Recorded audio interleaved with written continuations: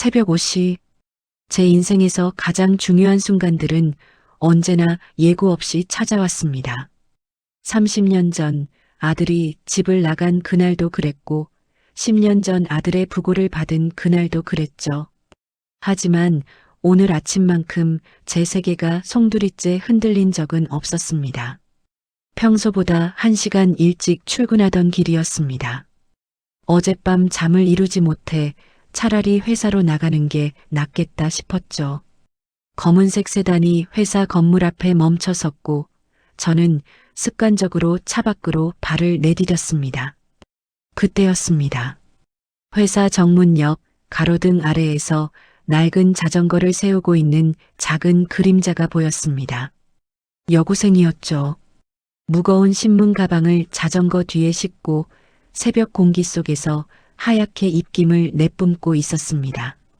이른 시간에 저렇게 어린 학생이 신문 배달을? 제 발걸음이 저도 모르게 멈췄습니다. 그 아이는 제 시선을 의식하지 못한 채 신문 뭉치를 정리하고 있었습니다. 낡은 교복, 달아빠진 운동화, 가느다란 손목에 무리가 가는 무거운 가방. 그런데 그 순간 아이가 고개를 들어 옆을 돌아보았습니다. 심장이 멎는 것만 같았습니다. 그 옆모습, 콧날, 턱선, 이마에 흘러내린 머리카락까지 마치 시간이 거꾸로 흐르는 것 같았습니다. 30년 전 20살 아들 민우의 얼굴이 그대로 겹쳐 보였으니까요. 설마, 아니야. 그럴 리 없어. 손이 떨렸습니다. 차 문을 잡은 손에 힘이 들어갔죠. 아이는 다시 고개를 숙이고 신문 배달을 시작했습니다. 자전거 페달을 힘겹게 밟으며 어둠 속으로 사라지는 뒷모습을 저는 그저 멍하니 바라볼 수밖에 없었습니다. 그날 회장실에서의 시간은 지옥이었습니다.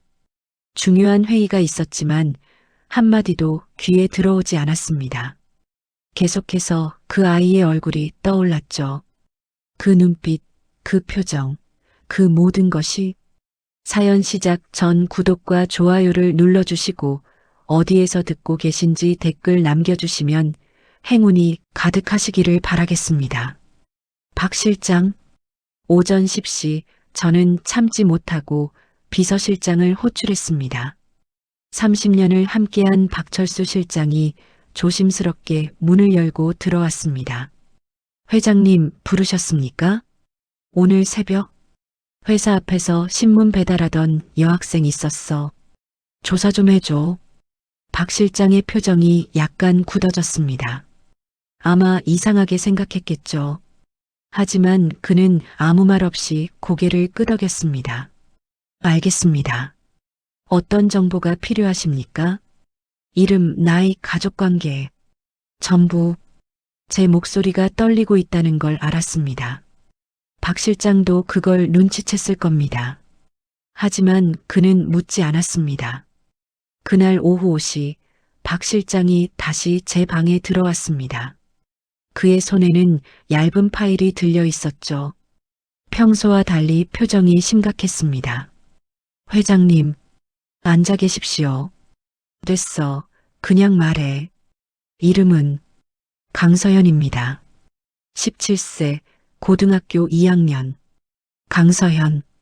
성이 강씨라니. 계속해. 부친은 강민우. 10년 전 교통사고로 사망. 모친은 이민아 7년 전 병으로 사망. 그 순간 제 머릿속이 하얘졌습니다. 민우, 제 아들. 10년 전 세상을 떠난 제 아들의 이름. 그게 전부인가? 아닙니다. 박 실장이 파일을 제게 건넸습니다. 떨리는 손으로 파일을 받아들었죠. 첫 페이지에는 여학생의 주민등록 등본이 있었습니다. 그리고 거기에는 이렇게 적혀 있었습니다. 부 강민우 사망, 조부 강태준, 조부, 할아버지, 저였습니다. 회장님, 박 실장의 목소리가 멀리서 들려왔습니다. 하지만 저는 아무 말도 할 수 없었습니다. 그저 파일을 들여다볼 뿐이었죠. 저에게 손녀가 있었습니다. 17년 동안 제가 모르는 사이에 자라난 손녀가 민우가 죽었다는 소식조차 뒤늦게 알았던 저였습니다. 아들과 결별한 뒤 저는 단 한 번도 먼저 연락하지 않았죠. 자존심 때문에, 체면 때문에. 내가 먼저 돌아오면 그때 용서해주지라는 어리석은 고집 때문에. 그리고 이제 와서야 알게 된 겁니다. 아들에게 딸이 있었다는 것을, 제게 손녀가 있었다는 것을. 현재 혼자 자취 중입니다. 친척 집에 있다가 1년 전부터 독립했다고 합니다. 새벽 신문 배달과 편의점 아르바이트로 생계를 유지하고 있습니다. 17살. 혼자서 새벽 신문 배달. 제 손녀가. 회장님, 괜찮으십니까? 괜찮을 리가 없었습니다. 그날 밤 저는 처음으로 회장실 소파에서 밤을 보냈습니다. 집에 갈 수가 없었죠. 그 넓은 집에 혼자 들어가 있을 자신이 없었습니다. 창밖으로 보이는 서울의 야경, 수많은 불빛들, 그 어딘가에 제 손녀가 있습니다. 아마 좁은 자취방에서 혼자 내일 새벽 신문 배달을 준비하고 있겠죠. 정말이지 제가 평생 이룬 이 모든 것이 무슨 의미가 있단 말입니까? 저는 성공한 기업가였습니다. 재벌 회장이었죠. 하지만 가장 소중한 것은 이미 오래전에 잃어버렸습니다. 아들을, 그리고 알지도 못했던 손녀까지. 민우야, 미안하다. 빈 회장실에 제 목소리만 울렸습니다. 새벽 4시, 저는 다시 차에 올랐습니다. 기사에게 회사로 가자고 했죠. 아니, 정확히는 회사 앞에 서 있고 싶었습니다. 그리고 옷이 정각. 어제와 똑같이 그 아이가 나타났습니다. 낡은 자전거에 무거운 신문 가방을 싣고 새벽 추위 속에서 혼자 일을 시작하는 제 손녀. 강서현. 이번엔 확실히 봤습니다. 민우의 눈, 민우의 입술, 민우의 모든 것이 그 아이에게 있었습니다. 제 손녀였습니다. 하지만 저는 다가갈 수 없었습니다. 차 안에서 그저 바라볼 뿐이었죠. 무슨 얼굴로, 무슨 자격으로 저 아이에게 다가간단 말입니까? 30년 전 아들을 내쫓은 사람이, 아들이 죽고도 손녀의 존재조차 몰랐던 사람이. 회장님, 어떻게 하시겠습니까? 조수석에 탄 박 실장이 조심스럽게 물었습니다. 저는 대답할 수 없었습니다. 그저 멀어져가는 자전거의 뒷모습을 바라보며 가슴 한구석이 무너져 내리는 것을 느낄 뿐이었습니다. 내게 손녀가 있었다니 너무 늦게 알아버렸구나. 그날 이후 저는 매일 새벽 5시에 회사 앞에 나가 있었습니다. 이상한 일이었죠. 55년을 살면서 이렇게 일찍 일어나 본 적이 없었으니까요. 아니, 정확히는 잠을 이루지 못해 일어나 있었다고 해야 맞겠습니다. 박 실장은 걱정스러운 눈빛으로 저를 바라봤지만 아무 말도 하지 않았습니다. 그저 매일 아침 운전석에 앉아 함께 있어줄 뿐이었죠. 회장님, 커피라도 드시겠습니까? 아니, 괜찮아. 저는 차창 밖만 바라보고 있었습니다. 옷이 정각이 되면 어김없이 나타나는 작은 그림자를 기다리면서요. 그리고 옷이 3분. 서연이가 나타났습니다. 여전히 낡은 자전거, 여전히 무거운 신문 가방. 하지만 이제는 그 모든 것이 다르게 보였습니다. 저 아이는 제 손녀였으니까요. 서연이는 능숙한 손놀림으로 신문을 정리했습니다. 아마 오랫동안 해온 일이겠죠.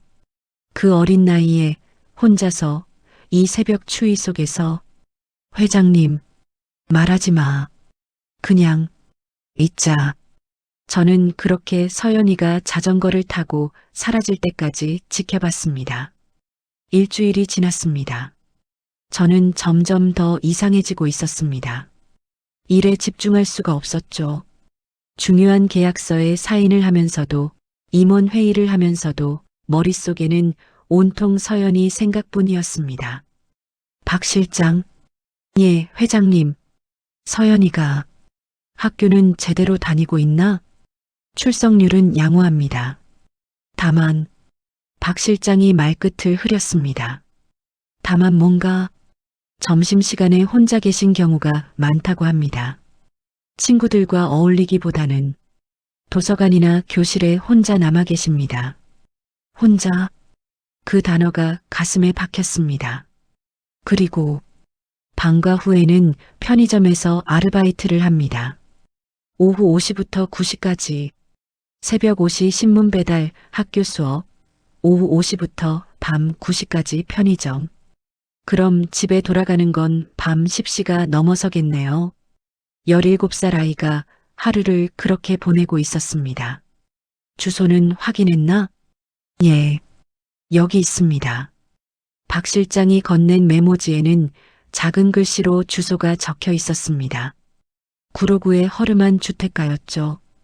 그날 저녁 저는 처음으로 개인적인 이유로 회의를 취소했습니다. 회장님, 오후 7시 미팅이 취소해. 하지만 중요한 취소하라고. 제 목소리가 예상보다 컸습니다. 직원들이 놀란 표정으로 저를 바라봤죠.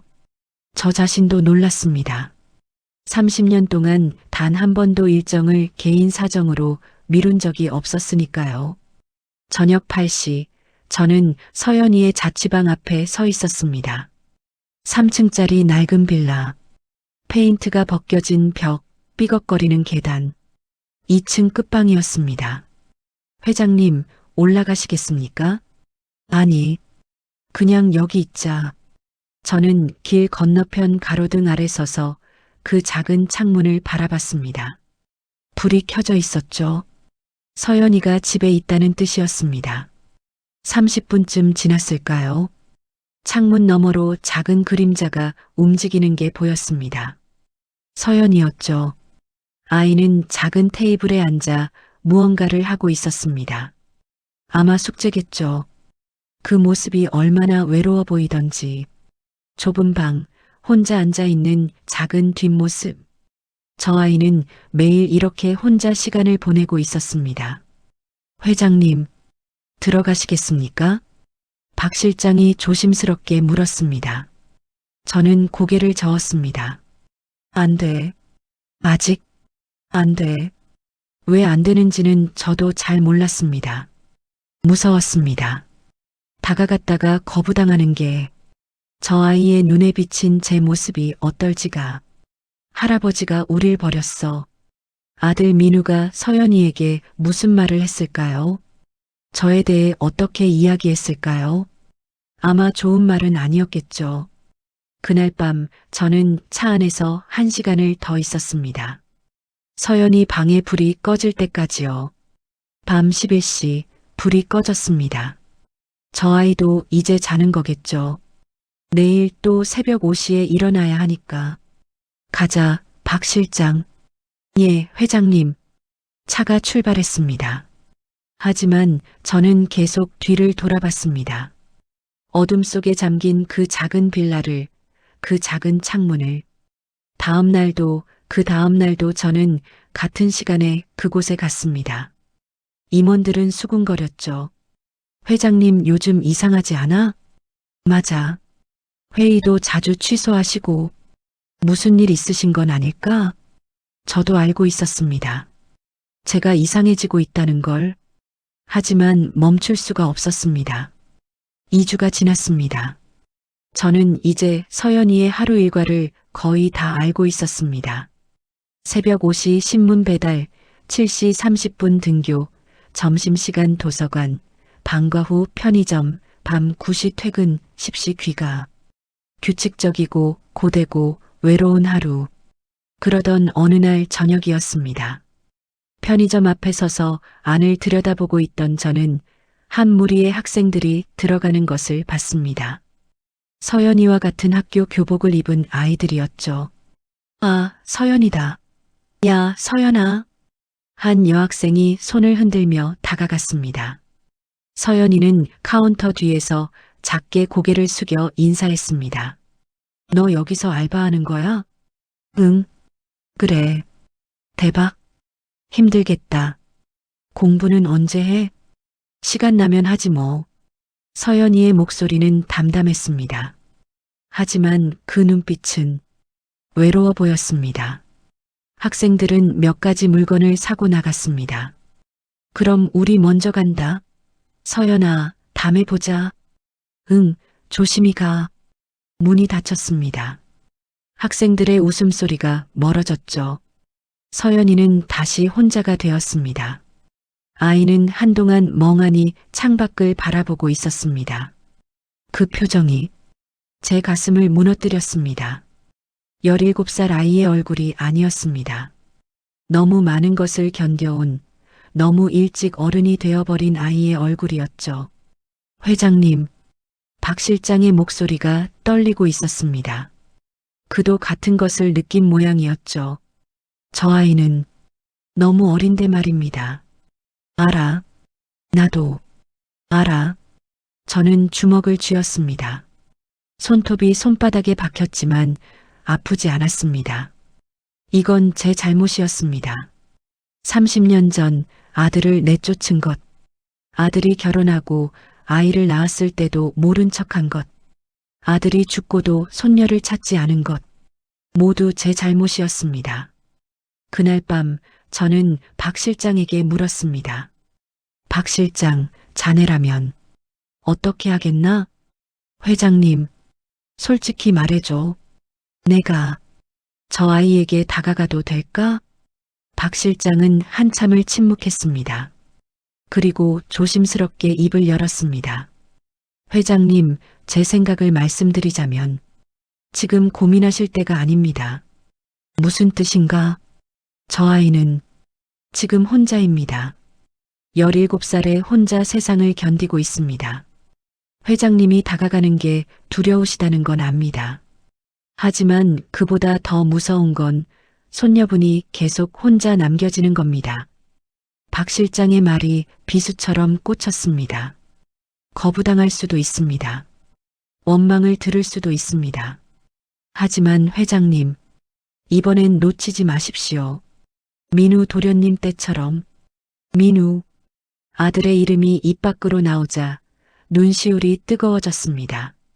그날 밤 집으로 돌아온 저는 오랜만에 서재로 들어갔습니다. 서랍 깊숙한 곳에 숨겨두었던 낡은 사진첩을 꺼냈죠. 거기에는 민우의 어린 시절 사진들이 가득했습니다. 돌잔치, 초등학교 입학식, 가족여행, 저와 민우가 함께 웃고 있는 사진들. 언제부터였을까요? 이렇게 웃지 못하게 된 게 사진 속 민우의 얼굴과 서연이의 얼굴이 겹쳐 보였습니다. 민우야, 미안하다. 아빠가 정말 미안하다. 빈 서재에 제 목소리만 울렸습니다. 그리고 그날 밤 저는 결심했습니다. 다가가야 한다고. 두려워도 거부당해도 다가가야 한다고. 더 이상 미루면 안 된다고. 이번에는 놓치지 않겠다고. 다음 날 아침 저는 박 실장을 불렀습니다. 민우에 대해 전부 조사해줘. 회장님, 그게 무슨. 아들이 어떻게 살았는지, 서연이 어머니는 누구였는지, 왜 서연이가 혼자 남겨졌는지 전부 알아야겠어. 박 실장은 잠시 망설이다가 고개를 끄덕였습니다. 알겠습니다. 시간이 조금 걸릴 수 있습니다. 상관없어. 정확하게만 해줘. 사실 무서웠습니다. 진실을 아는 게 아들이 저 때문에 얼마나 힘들게 살았는지, 손녀가 왜 이렇게 버려진 채 자라야 했는지 알게 되는 게. 하지만 피할 수는 없었습니다. 3일이 지났습니다. 박 실장이 두꺼운 파일을 들고 제 방으로 들어왔습니다. 그의 얼굴은 평소보다 더 굳어 있었죠.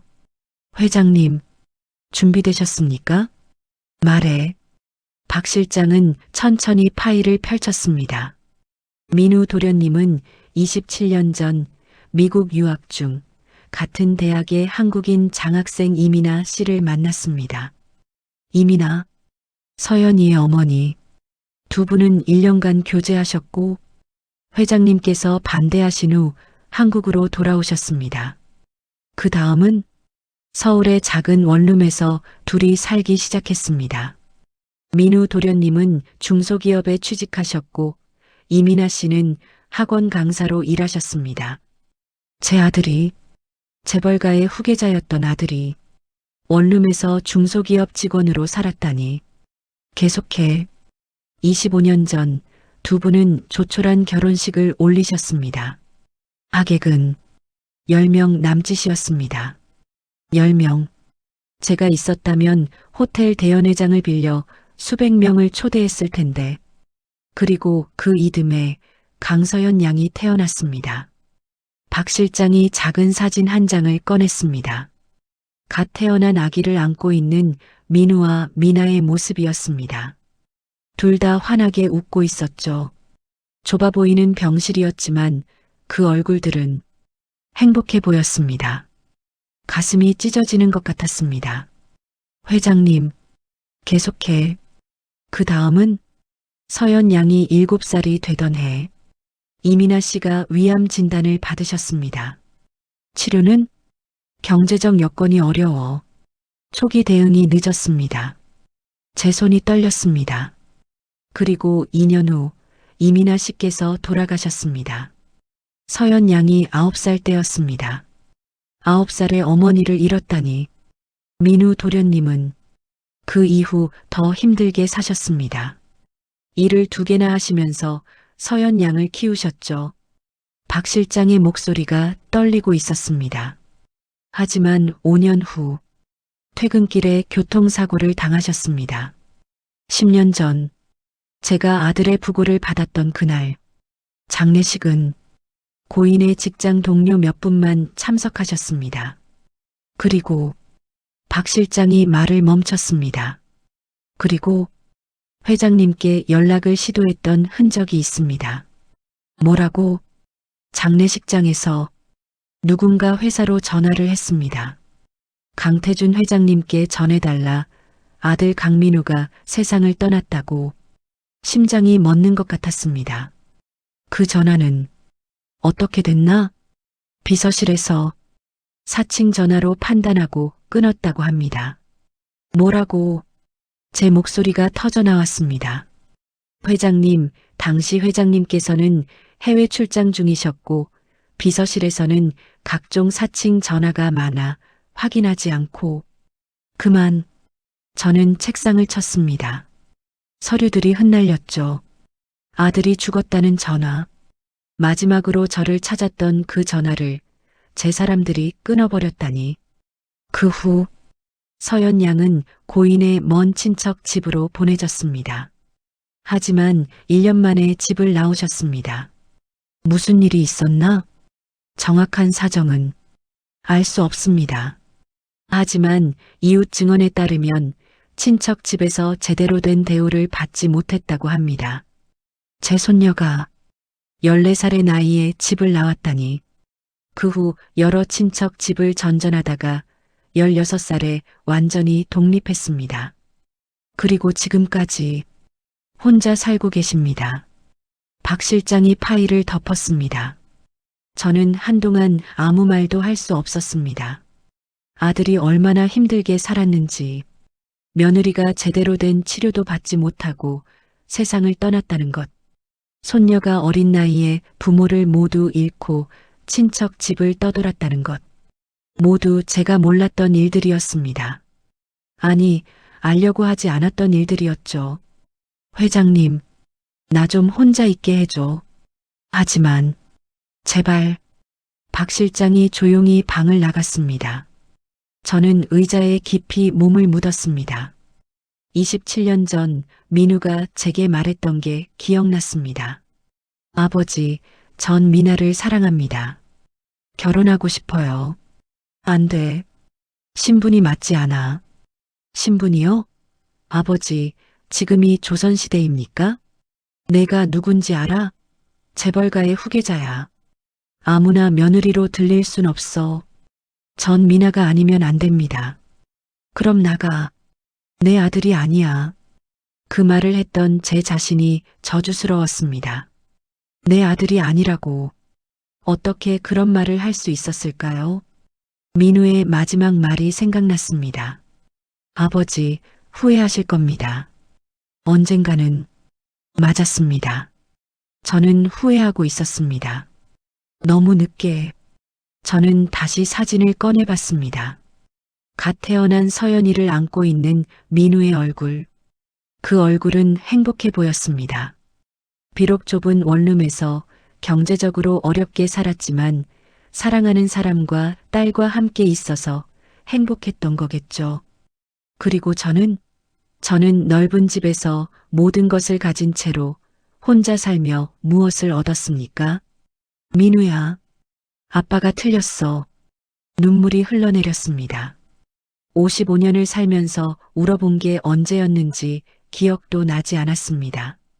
하지만 그날 저는 어린아이처럼 울었습니다. 아들에게, 며느리에게, 그리고 손녀에게 미안해서 한참을 그렇게 있다가 저는 다시 파일을 펼쳤습니다. 서연이의 현재 상황이 적혀 있었습니다. 월 수입 약 80만 원, 신문 배달 40만 원, 편의점 40만 원, 월 지출 월세 30만 원, 생활비 및 학비 50만 원, 저축 거의 없음. 17살 아이가 이렇게 살고 있었습니다. 그리고 마지막 페이지에는 서연이가 다니는 학교의 담임 선생님 인터뷰 내용이 있었습니다. 강서연 학생은 참 기특한 아이입니다. 혼자 살면서도 학교를 빠지지 않고 성적도 상위권을 유지하고 있어요. 하지만 걱정이 되는 건 너무 혼자라는 거죠. 친구들과도 잘 어울리지 않고 항상 혼자 있어요. 부모님 자리에 누군가 와주셨으면 좋겠는데 부모님 자리, 할아버지인 제가 있어야 할 자리. 저는 파일을 덮고 창밖을 바라봤습니다. 서울의 불빛들이 반짝이고 있었습니다. 저 어딘가에 서연이가 있겠죠. 오늘도 편의점에서 일하고 밤늦게 집에 돌아가 혼자 잠들 겁니다. 더 이상 미룰 수 없었습니다. 내일, 아니 오늘 당장이라도 서연이를 만나야 했습니다. 하지만 어떻게 다가가야 할까요? 안녕, 나는 내 할아버지야? 아니, 그럴 순 없었습니다. 민우는 서연이에게 분명 저에 대해 말했을 겁니다. 할아버지가 우릴 버렸다고, 우리는 인정받지 못한 존재라고. 그렇다면 서연이는 저를 어떻게 생각하고 있을까요? 원망하고 있을까요? 아니면 아예 관심도 없을까요? 어느 쪽이든 쉽지 않을 거였습니다. 그날 밤 저는 책상 앞에 앉아 편지를 쓰기 시작했습니다. 서연아, 나는. 하지만 다음 문장이 나오지 않았습니다. 무슨 말을 해야 할까요? 미안하다고? 이제라도 가족이 되고 싶다고? 그 모든 말들이 공허하게 느껴졌습니다. 결국 저는 편지를 찢어버렸습니다. 말이 아니었습니다. 편지도 아니었죠. 직접 만나야 했습니다. 얼굴을 보고 눈을 마주치고 제 진심을 전해야 했습니다. 비록 거부당할지라도. 다음날 새벽 저는 또다시 회사 앞에 나가 있었습니다. 5시 정각 서연이가 나타났습니다. 하지만 이번엔 달랐습니다. 저는 차에서 내렸습니다. 회장님, 박 실장이 놀라 저를 불렀지만 저는 이미 걷고 있었습니다. 서연이를 향해. 아이는 신문을 정리하느라 저를 보지 못했습니다. 제 발걸음이 점점 가까워졌습니다. 3m, 2m, 1m. 그리고 저는 입을 열었습니다. 저기, 서연아. 서연이가 고개를 들었습니다. 우리의 눈이 마주쳤습니다. 민우를 닮은 그 눈이 저를 똑바로 바라봤습니다. 그 순간 제 심장이 미친 듯이 뛰었습니다. 드디어 제 손녀를 마주하게 된 겁니다. 서연이의 눈빛이 제게 고정되었습니다. 경계하는 눈빛이었습니다. 낯선 중년 남자가 새벽에 자신의 이름을 부르니 당연한 반응이었죠. 누구세요? 차갑고 경계심 어린 목소리였습니다. 저는 한 걸음 물러섰습니다. 갑자기 무서워졌습니다. 이 아이에게 거부당하는 게 저는 말이 나오지 않았습니다.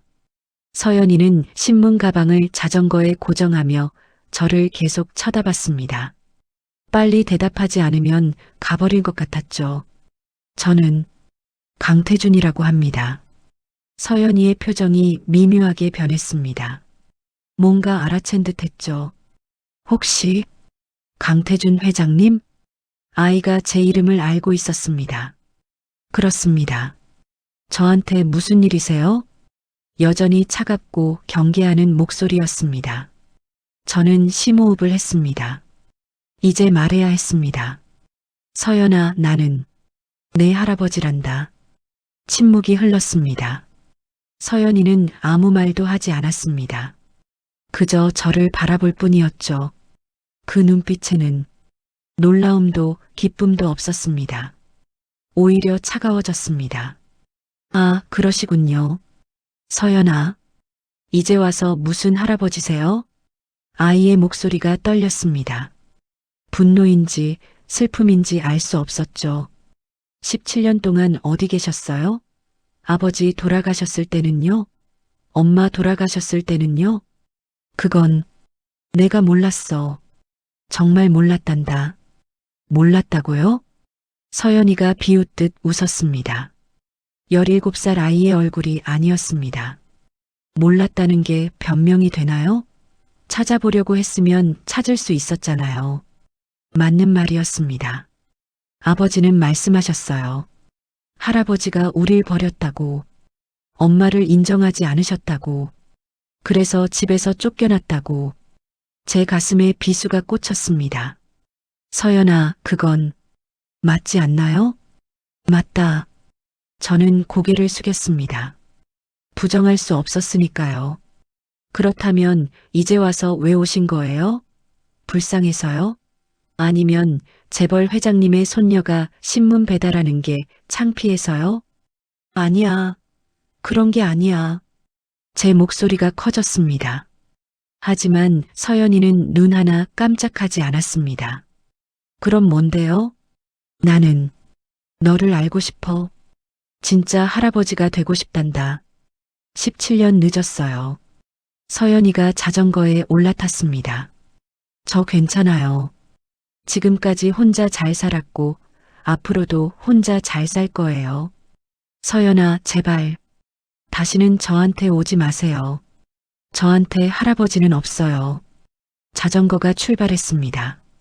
서연아, 제가 불렀지만 아이는 돌아보지 않았습니다. 그저 앞만 보고 페달을 밟아 어둠 속으로 사라져갔습니다. 저는 그 자리에 멈춰 서 있었습니다. 할아버지는 없다. 그 말이 계속 귓가에 맴돌았습니다. 회장님, 박 실장이 다가왔습니다. 그도 모든 걸 지켜봤겠죠. 박 실장, 나 거부당했어. 회장님, 당연한 거야. 17년 동안 나타나지 않았는데 이제 와서 할아버지라고 하면 누가 받아주겠어. 제 목소리가 떨렸습니다. 하지만 회장님, 포기하시면 안 됩니다. 아이가 싫다잖아. 다시 오지 말래. 그건 지금은 그럴 수밖에 없습니다. 서연 양도 놀랐을 겁니다. 그날 저는 회사에 가지 않았습니다. 처음 있는 일이었죠. 아팠을 때도 해외 출장 직후에도 빠짐없이 출근했던 제가 결근을 한 겁니다. 집으로 돌아와 서재에 앉아 있었습니다. 창밖을 멍하니 바라보면서요. 서연이의 차가운 눈빛이 계속 떠올랐습니다. 할아버지는 없어요. 그 말이 맞았습니다. 저는 17년 동안 할아버지 역할을 하지 않았으니까요. 오후가 되어 박 실장이 전화를 걸어왔습니다. 회장님, 괜찮으십니까? 아니, 괜찮지 않아. 회장님, 서연 양의 학교 담임 선생님과 통화를 했습니다. 왜? 혹시 도움이 될까 해서요. 선생님께서 말씀하시길 서연 양은 겉으로는 강해 보이지만 실제로는 매우 외로워한다고 합니다. 친구들과도 거리를 두고 누군가에게 기대는 법을 모른다고 하셨습니다. 버림받는 게 무서워서 먼저 벽을 치는 거라고요. 버림받는 게 무서워서. 회장님, 서연 양이 오늘 그렇게 반응한 건 회장님이 싫어서가 아닙니다. 무서워서입니다. 무섭다고? 네. 다가갔다가 또 버림받을까봐. 기대했다가 또 실망할까봐. 박 실장의 말이 심장을 찔렀습니다. 그날 저녁 저는 다시 서연이의 자취방 앞에 갔습니다. 불이 켜져 있었습니다. 아이는 집에 있었죠. 저는 한참을 망설이다가 계단을 올라갔습니다. 똑똑 문을 두드렸습니다. 잠시 후 문이 조금 열렸습니다. 체인이 걸려 있었죠. 또 오셨어요? 서연이의 목소리였습니다. 피곤해 보였습니다. 서연아, 나 좀 들여보내줄래? 싫어요. 5분만. 제발. 오늘 아침에 뭐라고 했어요? 다시 오지 말라고 했잖아요. 알아. 하지만 나는 포기할 수 없단다. 왜요? 왜 갑자기 저한테 관심을 가지세요? 서연이의 목소리가 떨렸습니다. 17년 동안 아무 관심도 없으시다가 갑자기 나타나서 할아버지라고 하시면 제가 믿을 것 같아요? 미안하다. 정말 미안해. 사과는 필요 없어요. 그냥 가주세요. 서연아, 제발 가주세요. 아이의 목소리가 커졌습니다. 그리고 그 목소리에는 눈물이 섞여 있었습니다. 전 괜찮아요. 혼자서도 잘 살 수 있어요. 그러니까 제발 제 삶에 들어오지 마세요. 문이 닫혔습니다. 저는 닫힌 문 앞에 서 있었습니다. 안에서 작은 흐느낌 소리가 들렸습니다. 서연이가 울고 있었습니다. 제 가슴이 찢어지는 것 같았습니다. 서연아, 미안하다. 정말 미안하다. 저는 문 앞에서 한참을 서 있었습니다. 그러다 천천히 계단을 내려왔습니다. 차에 타서도 한참을 그 건물을 바라봤습니다. 2층 끝방에 불빛이 보였습니다. 저 안에서 제 손녀가 혼자 울고 있었습니다. 회장님, 돌아가시겠습니까? 아니, 예, 여기 있자. 조금만 더. 저는 차 안에서 담배를 꺼냈습니다. 20년 만에 처음 피우는 담배였죠. 연기가 피어올랐습니다. 17년. 제가 놓쳐버린 시간. 서연이의 인생에서 제가 없었던 시간. 그 시간을 어떻게 돌려받을 수 있을까요? 1시간쯤 지났을까요? 서연이 방에 불이 꺼졌습니다. 저도 이제 가야 했습니다. 가자, 박 실장. 예, 회장님. 차가 출발했습니다. 하지만 저는 계속 뒤를 돌아봤습니다. 어둠 속에 잠긴 그 작은 건물을, 그 작은 방을. 그날 밤 집으로 돌아온 저는 잠을 이룰 수 없었습니다. 계속해서 서연이의 목소리가 들렸습니다. 할아버지는 없어요. 다시 오지 마세요. 제 삶에 들어오지 마세요. 그리고 문 뒤에서 들렸던 그 울음소리. 새벽 3시, 저는 서재로 가서 다시 민우의 사진을 꺼내봤습니다. 민우야, 아빠가 어떻게 해야 하니? 대답은 없었습니다. 하지만 사진 속 민우의 얼굴은 갓 태어난 서연이를 안고 행복하게 웃고 있었습니다. 그 얼굴을 보니 알 것 같았습니다. 포기하면 안 된다고. 서연이가 거부해도, 화를 내도, 문을 닫아도 계속 다가가야 한다고. 왜냐하면 저는 할아버지니까요. 17년 늦었지만 그래도 할아버지니까요. 민우야, 아빠가 이번엔 제대로 해볼게. 저는 사진을 가슴에 안았습니다. 그리고 그날 밤 처음으로 결심했습니다. 서연이가 받아줄 때까지 계속 다가가겠다고. 말이 아니라 행동으로 조금씩 천천히 포기하지 않겠다고. 일주일이 지났습니다. 저는 매일 아침 서연이를 보러 갔습니다. 말을 걸지는 않았습니다. 그저 멀리서 지켜볼 뿐이었죠. 서연이는 저를 봤지만 못 본 척했습니다. 고개를 돌리고 빨리 자전거를 타고 떠났습니다. 하지만 저는 계속 갔습니다. 매일 아침 5시 같은 자리에서 손녀를 지켜봤습니다. 회장님, 이렇게 하시는 게 맞을까요? 박 실장이 조심스럽게 물었습니다. 모르겠어. 하지만 다른 방법을 모르겠어. 서연 양이 부담스러워 하시는 것 같습니다. 알아. 하지만 사라지면 안 될 것 같아. 그날도 저는 회사 앞에 서 있었습니다. 5시 정각 서연이가 나타났습니다. 아이는 저를 보자마자 표정이 굳었습니다. 하지만 이번엔 다가왔습니다. 왜 자꾸 오세요? 서연아, 성 가셔요. 매일 아침 여기 계시면 저 불편해요. 미안하다. 하지만 뭐예요? 저 가만히 놔두시면 안 돼요? 서연이의 목소리에 짜증이 묻어 있었습니다. 왜 자꾸 저한테 집착하세요? 죄책감 때문이에요? 아니면 재벌 회장님의 손녀가 이렇게 사는 게 창피해서요? 그런 게 아니야. 그럼 뭔데요? 서연이가 소리쳤습니다. 새벽거리에 아이의 목소리가 울렸죠. 17년 동안 어디 계셨어요? 제가 태어났을 때는요? 돌잔치 때는요? 초등학교 입학할 때는요? 아이의 눈에 눈물이 맺혔습니다. 엄마 돌아가셨을 때는요? 아빠 장례식 때는요? 친척 집 떠돌 때는요? 서연아, 그때는 안 오시더니 왜 지금 오세요? 왜? 서연이가 울먹였습니다. 저는 아무 말도 할 수 없었습니다. 할아버지가 우릴 인정하지 않으셨다고요.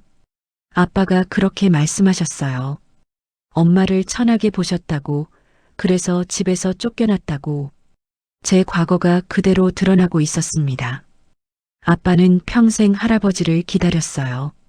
언젠가는 찾아오실 거라고, 용서해 주실 거라고. 그렇게 믿으면서 힘들게 사셨어요. 하지만 끝까지 안 오셨죠. 아빠 돌아가실 때도 서연이의 눈물이 볼을 타고 흘러내렸습니다. 저 알아요. 아빠가 할아버지한테 전화하셨다는 거, 돌아가시기 전에. 하지만 받지 않으셨다는 거, 제 심장이 멎는 것 같았습니다. 뭐라고? 아빠 유품 속에 있었어요. 일기장, 거기에 적혀 있었어요. 오늘 아버지께 전화를 했다. 하지만 비서가 받고 끊어버렸다. 아버지는 끝까지 나를 용서하지 않으시는구나. 저는 비틀거렸습니다. 민우가 전화를 했다니. 그리고 제가 받지 않았다니. 그게 아빠가 할아버지한테 한 마지막 시도였어요. 그 후 얼마 안 가서 교통사고로 돌아가셨죠. 서연아, 나는 몰랐어. 몰랐다고요? 정말요? 서연이가 비웃듯 웃었습니다. 찾아보려고 했으면 알 수 있었잖아요. 아빠 이름 한 번만 검색해봤어도 신문에 나왔거든요. 유명 재벌 회장 아들 교통사고로 사망이라고. 신문에 났다고? 하지만 끝까지 안 오셨죠. 장례식장에도 그 후에도 저 혼자 친척 집 떠돌 때도. 서연아, 정말 미안하다. 미안하다고 다 해요? 서연이가 소리쳤습니다. 미안하다는 말로 17년이 돌아와요? 아빠가 돌아와요? 엄마가 돌아와요? 저 혼자 살았어요. 14살 때부터 혼자. 아무도 없었어요. 아이가 울부짖었습니다. 친척들은 저한테 관심 없었어요. 귀찮은 존재였죠. 부모도 없는 애 재벌 손녀라면서 왜 이렇게 가난하냐. 그런 말들 들으면서 살았어요. 제 눈에서도 눈물이 흘러내렸습니다. 16살에 집 나왔어요. 더 이상 못 참겠더라고요. 그래서 혼자 자취하면서 신문 배달하고 아르바이트 하면서 살고 있어요. 서연아, 그런데 이제 와서 할아버지라고 하시면 제가 어떻게 믿어요? 아이가 고개를 떨구었습니다. 어차피 또 떠나실 거잖아요. 잠깐 죄책감 느껴서 오신 거잖아요. 조금 있으면 귀찮아지실 거예요. 그리고 또 떠나시겠죠. 아니야, 절대 아니야. 믿을 수 없어요. 서연이가 고개를 들었습니다. 눈물로 범벅이 된 얼굴이었죠. 전 더 이상 버림받고 싶지 않아요. 그 말이 제 심장을 관통했습니다. 버림받고 싶지 않다. 이 아이는 평생 버림받으며 살았구나. 아버지에게 버림받고, 할아버지에게 버림받고, 친척들에게 버림받고, 서연아, 나는 절대 너를 버리지 않을 거야. 그 말, 믿을 수 없어요. 나를 믿어줘. 제발. 싫어요. 서연이가 자전거에 올라탔습니다. 다시는, 정말 다시는 오지 마세요. 서연아, 아이가 떠났습니다. 저는 그 자리에 무너져 앉았습니다. 회장님, 박 실장이 달려왔습니다. 회장님, 괜찮으십니까? 박 실장, 나는 정말 몰랐어. 회장님, 민우가 전화했다는 것도, 신문에 났다는 것도, 서연이가 그렇게 힘들게 살았다는 것도 전부 몰랐어. 제 목소리가 떨렸습니다. 하지만 몰랐다는 게 변명이 될까? 회장님, 서연이 말이 맞아. 찾아보려고 했으면 알 수 있었어. 나는 그러지 않았어. 자존심 때문에, 체면 때문에. 저는 두 손으로 얼굴을 감싸쥐었습니다. 내가 죽인 거야. 민우를, 그리고 서연이의 인생을. 그날 저는 회사에 가지 않았습니다.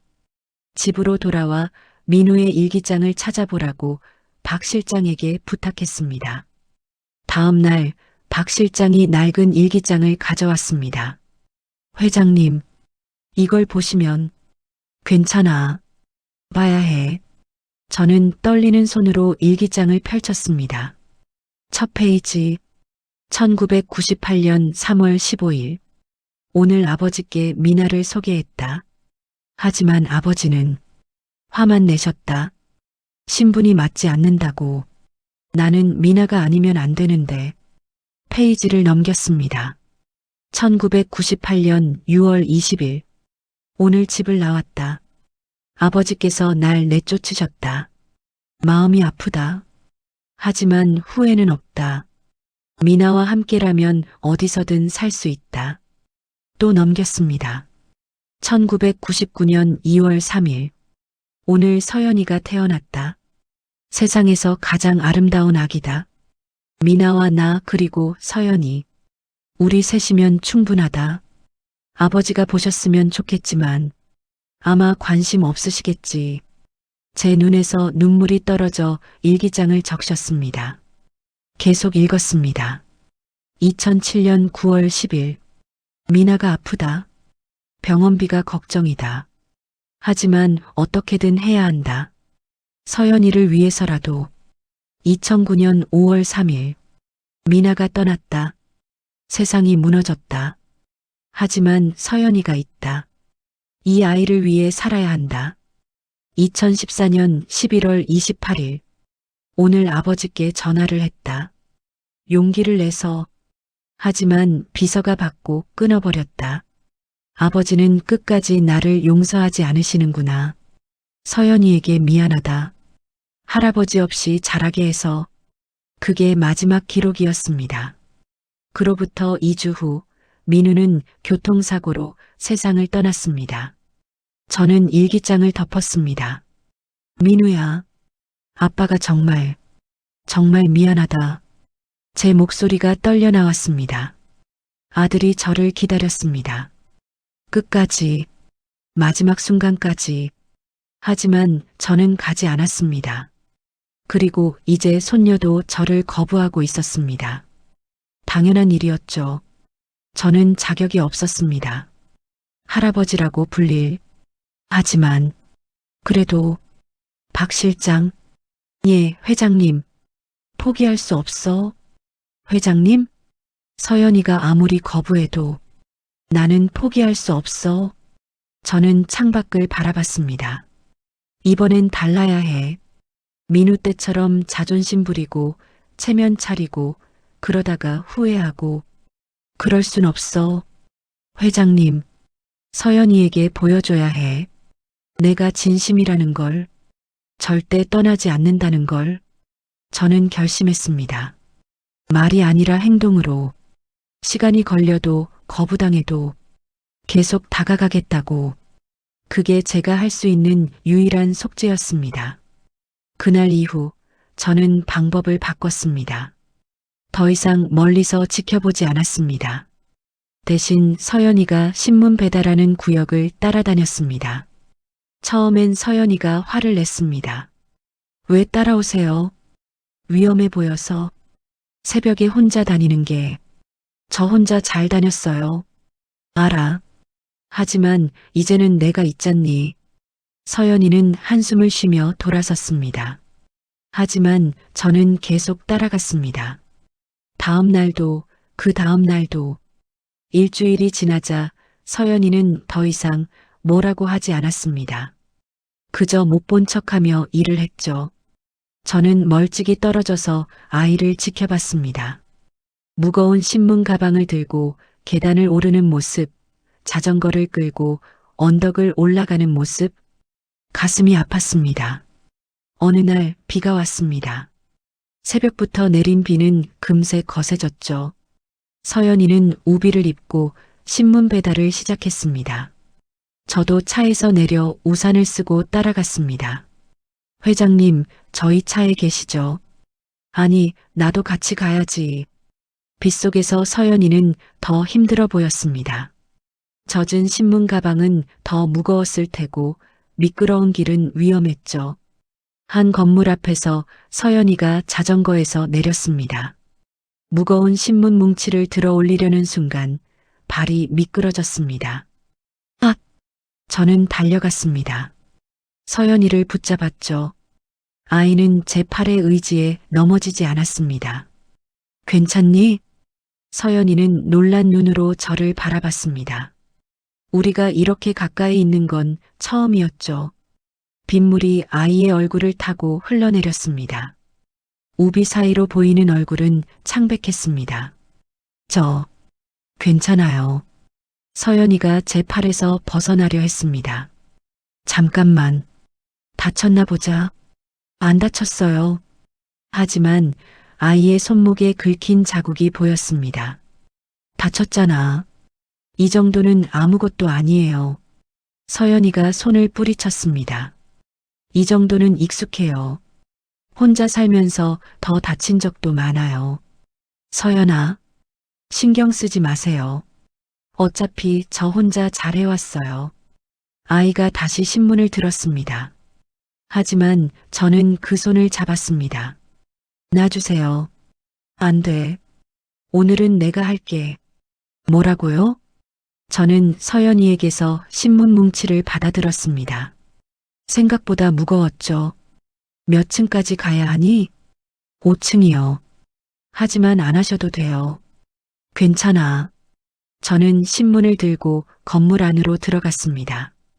계단을 오르기 시작했죠. 2층, 3층, 4층, 5층. 숨이 찼습니다.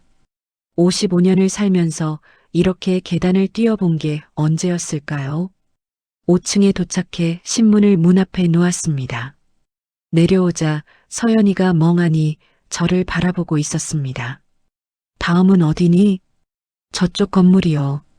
저는 또 신문을 들었습니다. 그렇게 1시간 동안 저는 서연이의 신문 배달을 도왔습니다. 마지막 배달을 끝내고 돌아왔을 때 저는 완전히 지쳐 있었습니다. 괜찮으세요? 서연이가 처음으로 걱정스러운 목소리로 물었습니다. 괜찮아. 이 정도는 사실 괜찮지 않았습니다. 다리가 후들거렸죠. 앉으세요. 서연이가 건물 계단에 앉으라고 했습니다. 저는 그대로 앉았습니다. 빗소리만 들렸습니다. 서연이가 제 옆에 앉았습니다. 왜 그러세요? 뭐가? 왜 이렇게까지 하세요? 신문 배달까지 도와주시고. 서연이의 목소리가 떨렸습니다. 정말 이해가 안 돼요. 서연아, 저는 아이를 바라봤습니다. 나는 내 할아버지야. 17년 동안 못해준 거 알아. 내가 나를 믿지 못하는 것도 알아. 하지만 저는 깊게 숨을 들이쉬었습니다. 이제라도 할아버지 역할을 하고 싶어. 늦었지만, 정말 늦었지만 말이야. 서연이는 아무 말도 하지 않았습니다. 너를 지켜주고 싶어. 내가 힘들 때 옆에 있어주고 싶어. 그게 할아버지가 해야 할 일 아니니? 전 할아버지 없이도 잘 살았어요. 알아. 너는 정말 강한 아이야. 혼자서도 잘 견뎌냈지. 제 목소리가 떨렸습니다. 하지만 이제는 혼자가 아니었으면 좋겠어. 내가 있잖니. 서연이의 눈에 눈물이 맺혔습니다. 믿을 수 없어요. 알아. 또 떠나실 거잖아요. 안 떠나. 거짓말. 거짓말 아니야. 저는 서연이의 손을 잡았습니다. 나는 절대 떠나지 않을 거야. 내가 날 쫓아내도 화를 내도 절대 떠나지 않아. 왜냐하면 너는 내 손녀니까. 내 유일한 손녀니까. 서연이가 고개를 숙였습니다. 눈물이 떨어지는 게 보였습니다. 할아버지, 작은 목소리였습니다.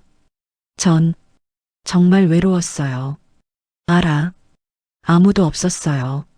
정말 아무도. 서연이가 흐느꼈습니다.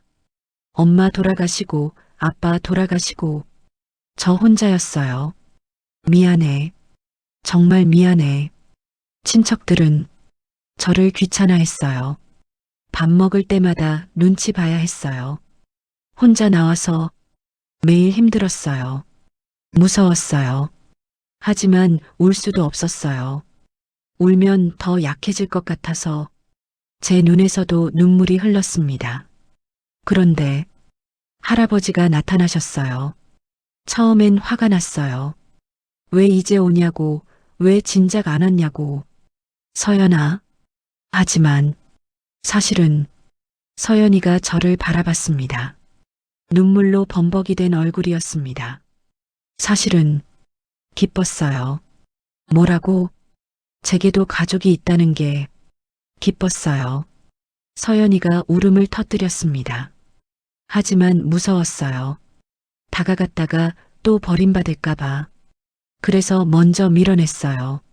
차갑게 대했어요. 서연아, 미안해요. 할아버지한테 심하게 말했어요. 하지만 저는 서연이를 끌어안았습니다. 아이는 제 품에서 울었습니다. 17년 동안 혼자 참았던 눈물을, 외로움을, 두려움을. 괜찮아. 다 괜찮아. 저도 울었습니다. 할아버지가 여기 있어. 이제 혼자가 아니야. 정말, 정말이에요? 그래, 정말이야. 떠나지 않으실 거예요? 절대 안 떠나. 약속? 하실 수 있어요? 약속한다. 저는 서연이를 꽉 안았습니다. 할아버지가 지켜줄게. 이제부터는 내가 내 곁에 있을게. 빗소리 속에서 우리는 한참을 그렇게 있었습니다. 할아버지와 손녀. 17년 만에 만난 가족. 할아버지. 응? 이제 할아버지라고 불러도 돼요? 그 말에 제 가슴이 터질 것 같았습니다. 그럼, 당연하지. 할아버지. 그래, 우리 서연이. 서연이가 다시 울었습니다. 하지만 이번엔 슬픔이 아닌 것 같았습니다. 안도의 눈물이었습니다. 더 이상 혼자가 아니라는, 기댈 곳이 생겼다는. 저도 마찬가지였습니다. 17년 만에 찾은 손녀. 이제야 진짜 할아버지가 된 것 같았습니다. 서연아, 이제 집에 가자. 비도 오는데. 네. 그리고, 예. 오늘부터 신문 배달 그만두자. 할아버지가 다 해결해 줄게. 하지만 학생은 공부하는 게 일이야.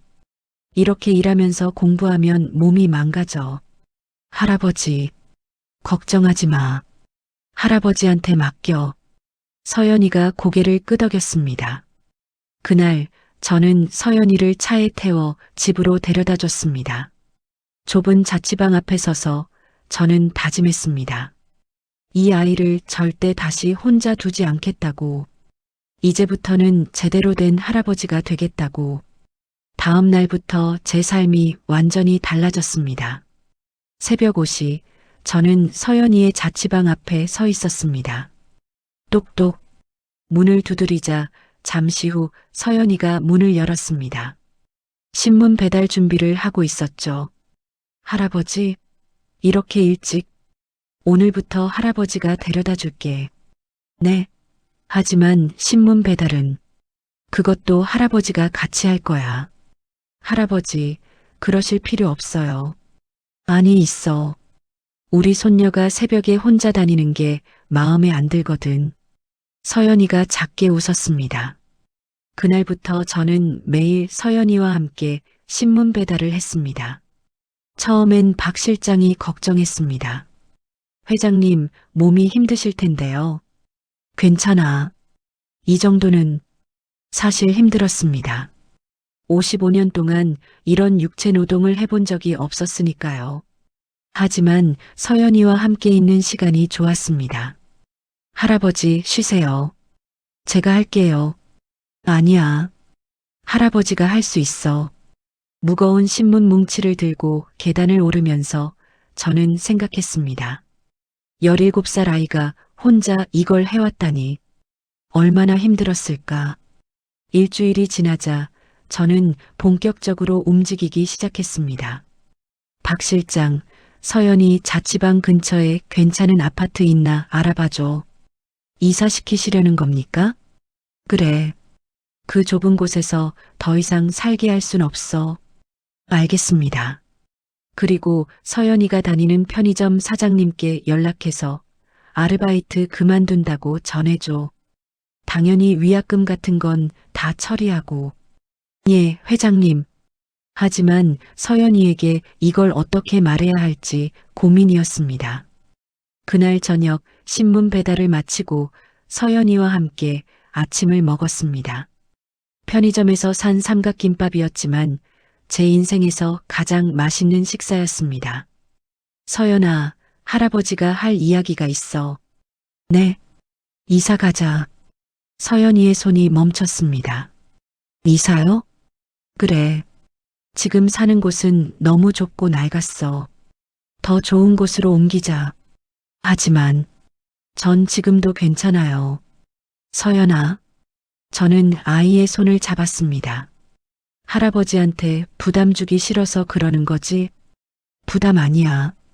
손녀가 좋은 곳에서 사는 게 할아버지는 행복해. 하지만 너무 큰 걸 받으면 당연히 받아야지. 너는 내 손녀야. 서연이의 눈에 눈물이 맺혔습니다.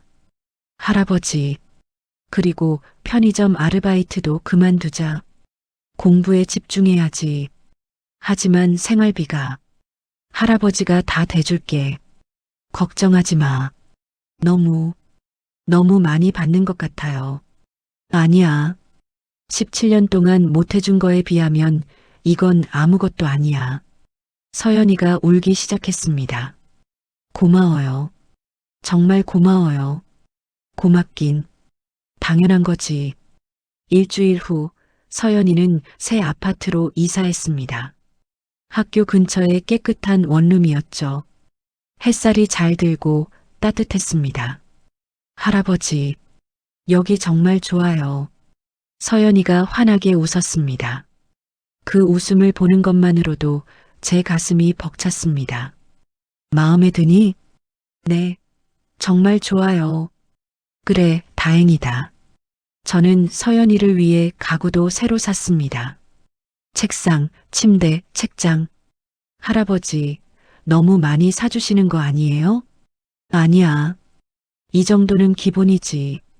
사실 더 해주고 싶었습니다. 하지만 서연이가 부담스러워할까봐 조금씩 천천히 하기로 했죠. 그날 밤 새 집에서 처음으로 함께 저녁을 먹었습니다. 제가 직접 요리는 못하니까 식당에서 음식을 포장해 왔습니다. 할아버지, 맛있어요. 그래, 많이 먹어. 네. 서연이가 행복하게 밥을 먹는 모습을 보니 그동안 얼마나 제대로 못 먹고 살았을까 싶었습니다. 서연아, 앞으로 할아버지가 매일 챙겨줄게. 할아버지도 드세요. 그래, 할아버지도 먹을게. 우리는 함께 웃었습니다. 가족이 함께 밥을 먹는다는 게 이렇게 행복한 일인 줄 몰랐습니다. 다음 날 저는 서연이의 학교를 방문했습니다. 담임 선생님을 만나기 위해서였죠. 안녕하십니까? 강서연 학생이 할아버지라고 합니다. 선생님은 놀란 표정이었습니다. 아, 네. 앉으세요. 서연이한테 가족분이 계신 줄 몰랐네요. 죄송합니다. 그동안 제가 몰랐습니다. 그러셨군요. 서연이가 학교에서는 어떻습니까? 선생님은 잠시 생각하더니 입을 열었습니다. 서연이는 정말 좋은 아이예요. 성실하고 성적도 좋고, 하지만 너무 혼자예요. 친구들과 잘 어울리지 않고 항상 혼자 있어요. 제가 걱정되어서 몇 번 이야기를 해봤는데 괜찮다고만 하더라고요. 하지만 17살 아이가 그렇게 혼자 있는 게 안쓰러웠습니다. 저는 고개를 숙였습니다. 제 잘못입니다. 제가 더 일찍 알았어야 했는데. 아니에요. 이제라도 오셨잖아요. 그게 중요한 거죠. 선생님이 미소 지었습니다. 앞으로 서연이를 잘 부탁드립니다. 네, 선생님. 앞으로 제가 제대로 돌보겠습니다. 학교를 나오면서 저는 다짐했습니다. 서연이가 더 이상 혼자라고 느끼지 않게 하겠다고. 그날부터 저는 매일 서연이와 함께 시간을 보냈습니다. 아침에 신문 배달을 같이 하고 아침 식사를 함께 먹었습니다. 학교 끝나면 문자를 주고받았죠. 할아버지, 오늘 수업 끝났어요. 그래, 저녁 뭐 먹고 싶니? 떡볶이요. 알았어. 할아버지가 사다 줄게. 저녁에는 함께 밥을 먹으며 하루 이야기를 나눴습니다. 오늘 수학 시험 봤어요. 어땠어? 잘 본 것 같아요. 그래, 우리 손녀 대단한데? 에이, 그냥 그래요. 하지만 서연이의 얼굴은 환했습니다. 칭찬받는 게 얼마나 오랜만인지 모르겠습니다. 주말에는 함께 외출했습니다. 서연아, 오늘 뭐 하고 싶니? 영화 보고 싶어요. 그래, 가자. 영화관에서 팝콘을 먹으며 영화를 보는 평범한 시간. 하지만 그게 얼마나 소중한 시간인지 이제야 알았습니다. 할아버지, 재밌어요. 그래, 할아버지도 재밌어. 사실 영화 내용은 잘 모르겠었습니다. 하지만 옆에서 행복하게 웃는 서연이를 보는 게 좋았습니다. 한 달이 지났습니다. 서연이는 점점 밝아졌습니다. 얼굴에 생기가 돌았고 웃음이 많아졌습니다. 할아버지, 오늘 친구가 생겼어요. 정말 잘 됐다. 네. 같은 반 애가 먼저 말 걸어줬어요. 점심도 같이 먹었어요. 그래. 할아버지가 정말 기쁘다. 서연이가 환하게 웃었습니다. 이 웃음을 지키고 싶었습니다. 어느 날 저녁 서연이가 조심스럽게 물었습니다. 할아버지, 응? 아빠 이야기 좀 해주실 수 있어요? 제 가슴이 철렁했습니다. 민우 이야기. 아빠가 어떤 사람이었는지 궁금해요. 제 기억은 어려서 흐릿하거든요. 저는 깊게 숨을 들이쉬었습니다. 민우는 내 아빠는 정말 좋은 사람이었어. 똑똑하고 착하고 책임감 강한 사람이었지. 할아버지가 자랑스러워했던 아들이었어. 정말요? 그럼 그리고 너를 정말 많이 사랑했어.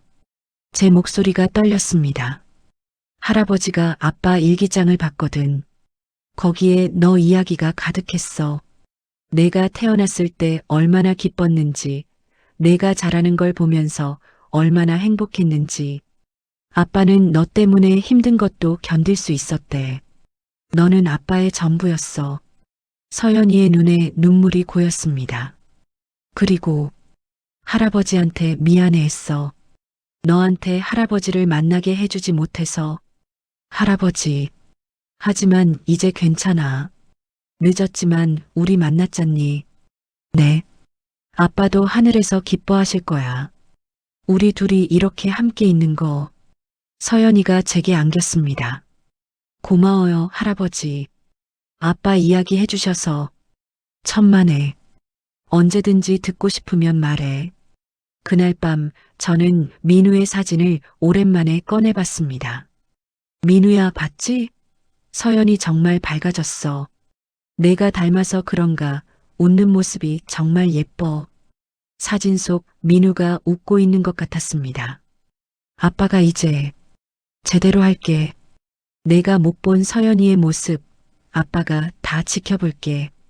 그리고 내가 해주고 싶었던 사랑, 아빠가 대신 줄게. 눈물이 흘렀습니다. 하지만 이번엔 후회의 눈물이 아니었습니다. 감사의 눈물이었습니다. 서연이를 만나게 해줘서, 이렇게 할아버지가 될 수 있게 해줘서. 3개월이 지났습니다. 계절이 바뀌었습니다. 추웠던 새벽이 이제는 따뜻해졌죠. 서연이는 더 이상 신문 배달을 하지 않았습니다. 대신 학교와 공부에 집중했습니다. 그리고 저는 매일 손녀와 함께하는 시간을 가졌습니다. 어느 토요일 아침이었습니다. 할아버지, 오늘 같이 갈 곳이 있어요. 서연이가 조심스럽게 말했습니다. 어디? 아빠 묘서요. 제 가슴이 철렁했습니다. 민우의 묘, 아직 가보지 못한 곳이었습니다. 할아버지도 같이 가주실래요? 그래, 가자.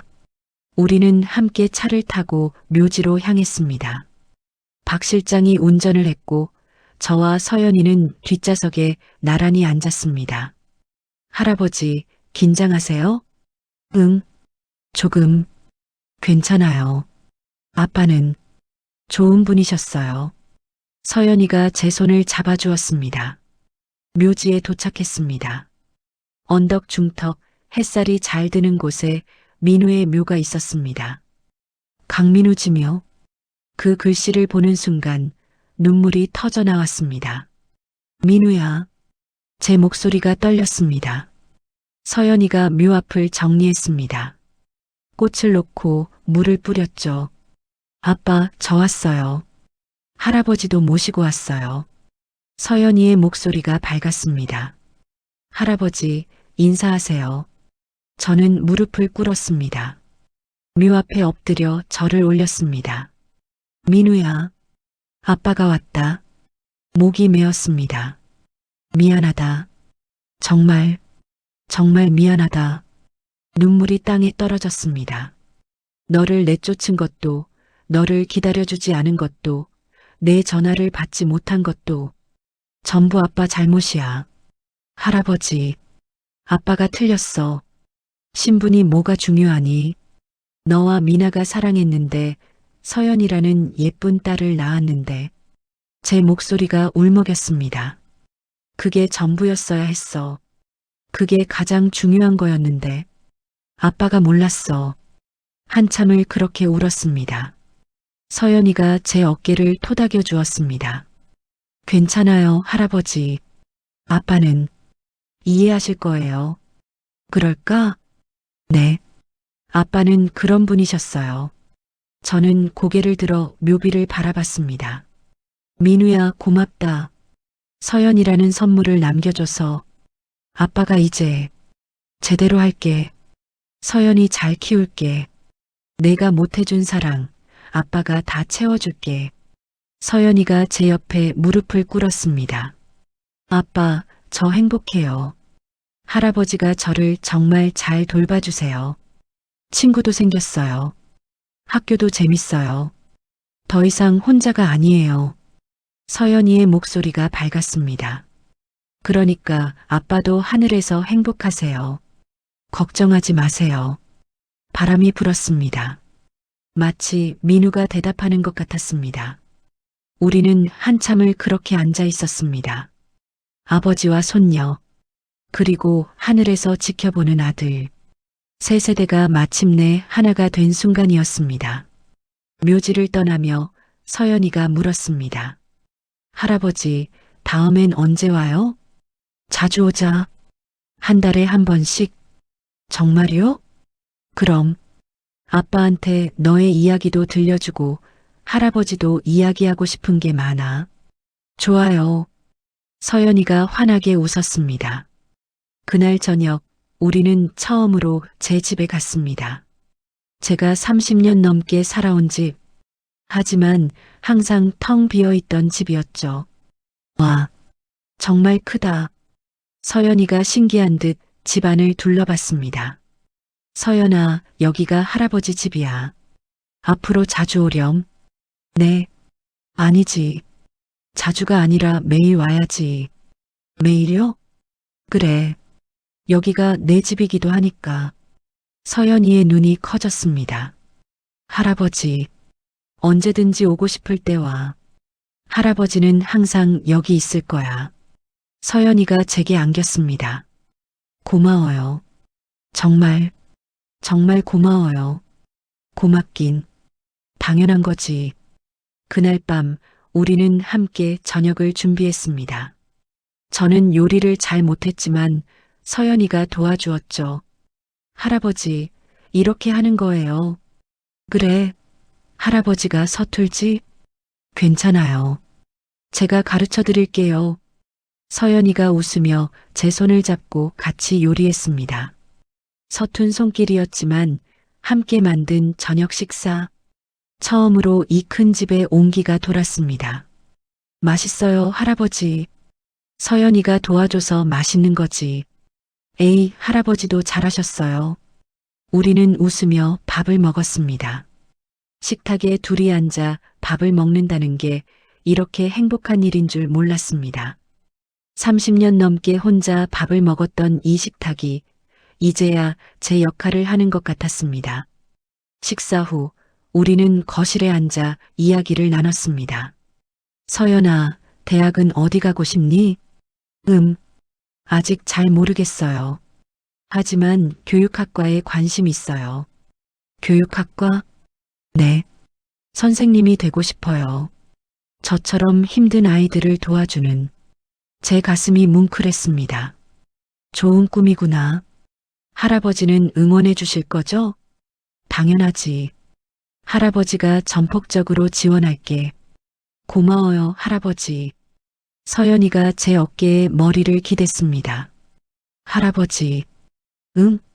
전 정말 행복해요. 17년 동안 이렇게 행복한 적이 없었어요. 제 눈에 눈물이 맺혔습니다. 할아버지 덕분이에요. 이제 전 혼자가 아니에요. 서연아, 가족이 있어요. 할아버지라는 가족이. 저는 서연이를 안았습니다. 할아버지도 행복해. 내가 있어서. 정말요? 그럼 30년 넘게 혼자 살았는데 이제 손녀가 생겼잖니. 할아버지, 너는 할아버지한테 선물이야. 민우가 준 가장 큰 선물. 서연이가 울먹였습니다. 사랑해요, 할아버지. 그 말을 듣는 순간 제 인생이 완성된 것 같았습니다. 할아버지도 사랑해, 우리 손녀.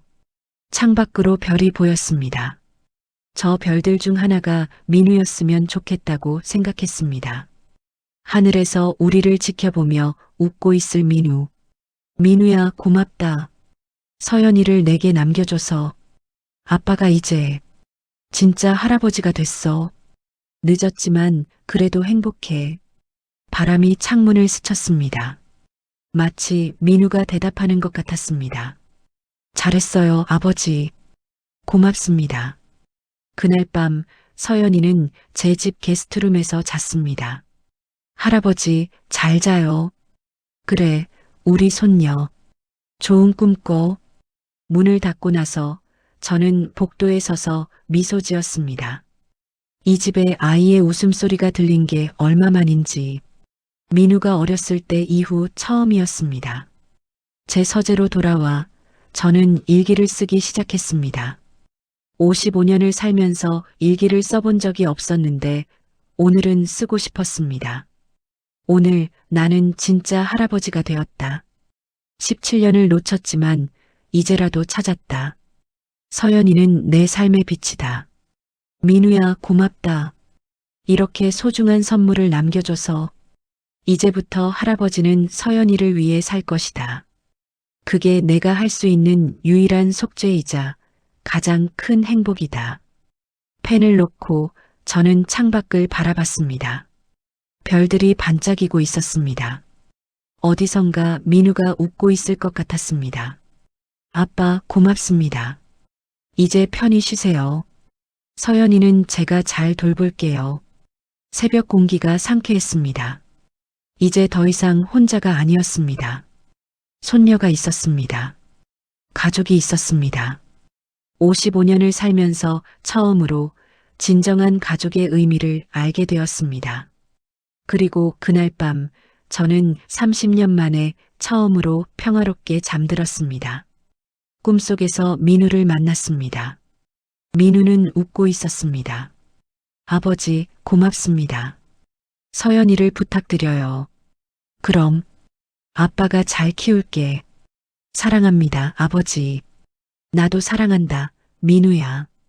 꿈에서 깨어났을 때 제 뺨에 눈물이 흐르고 있었습니다. 하지만 슬픈 눈물이 아니었습니다. 행복한 눈물이었습니다. 아침 햇살이 방 안으로 들어왔습니다. 새로운 하루가 시작되었습니다. 손녀와 함께할 하루, 가족과 함께할 하루. 이제 저는 더 이상 혼자가 아니었습니다. 할아버지였습니다. 강서현이라는 손녀를 가진 진짜 할아버지. 그리고 그것이 제 인생에서 가장 소중한 선물이었습니다.